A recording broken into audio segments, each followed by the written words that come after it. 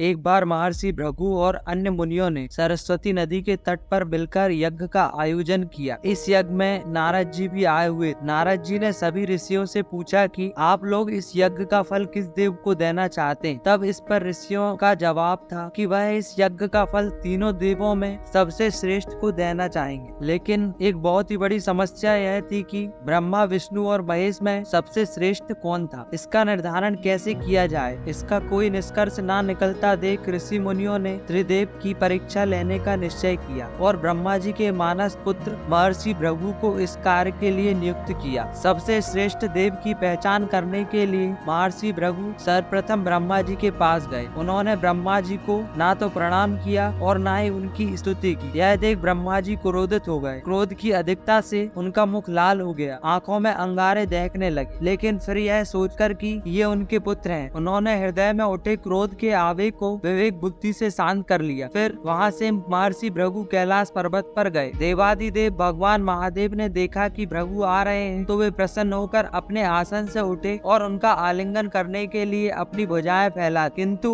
उनकी परीक्षा लेने के लिए भृगु मुनि उनका आलिंगन स्वीकार करते हुए बोले, महादेव, आप सदा देवों और धर्म की मर्यादा का उल्लंघन करते हैं। दुष्टों और पापियों को आप जो वरदान देते हैं उनसे सृष्टि पर भयंकर संकट आ जाता, इसलिए मैं आपका आलिंगन कदापि स्वीकार नहीं करूं। उनकी बात सुनकर भगवान शिव क्रोध से तिलमिल उठे। उन्होंने जैसे ही त्रिशूल उठाकर उन्हें मारना चाहा, वैसे ही भगवती ने बहुत अनुमय विनय कर किसी प्रकार से उनका क्रोध शांत किया। फिर इसके बाद भृगु मुनि विष्णु लोक वैकुंठ लोक गए। उस समय भगवान श्री हरि देवी लक्ष्मी के साथ क्षीर सागर में विश्राम कर रहे। भृगु ने जाते ही भगवान विष्णु की छाती पर लात मारी। भक्त वत्सल भगवान विष्णु शीघ्र ही अपने आसन से उठे, खड़े हुए और उन्हें प्रणाम करके उनके चरण सहलाते हुए बोले, भगवान, आपके पाँव में कहीं चोट तो नहीं लगी? कृपया इस आसन पर विश्राम कीजिए। भगवान, मुझे आपके शुभ आगमन का ज्ञान न था, इसलिए मैं आपका स्वागत नहीं कर सका। आपके चरणों का स्पर्श तीर्थ को पवित्र करने वाला, आपके चरणों के स्पर्श से आज मैं धन्य हो गया। भगवान विष्णु का यह प्रेम व्यवहार देखकर महर्षि भृगु की आंखों से आंसू बहने लगे। उसके बाद वे ऋषि मुनियों के पास लौट आए और ब्रह्मा जी, शिव जी और श्री हरि के यहाँ के सभी अनुभव को विस्तार से समझाया। उनके अनुभव सुनकर सभी ऋषि मुनि बड़े हैरान हुए और उनके सभी संदेह दूर हो गए। तभी से वे भगवान विष्णु को सर्वश्रेष्ठ मानकर उनकी पूजा अर्चना करने लगे।